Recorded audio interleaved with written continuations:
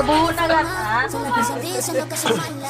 Mga idol, ito yung laro natin dati.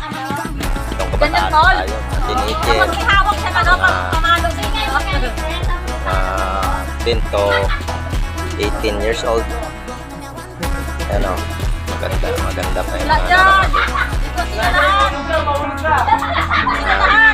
Minana pa natin ito sa mga ninono natin.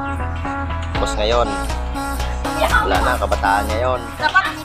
Focus na sa cellphone, mga gadgets, kung ano-ano na ginagawa. Gala dito, gala doon. Wala nang exercise. Kaya malalambot ang mga katawan ng mga kabataan natin ngayon. Pag sinabihan mo naman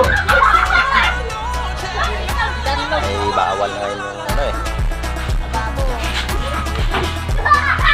nag-beer daw natin ngayon. Bawal na ang unti mo lang palo sa anak mo. Delikado ka na Ayan, nakakalimutan natin yung mga laro na ito. Dapat nag-iingay kayo, Paul. Dapat lagyan ng turutot yung paa. Supportahan niya ako niya video sa akong YouTube channel. At paki-subscribe lang, mga idol. Ang pasan nyo ng ano? Malaking suporta ka ko na. Thank you so much. God bless you. Enjoy.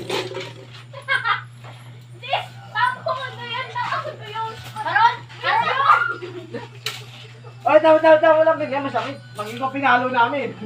Wal, baba man. Wal,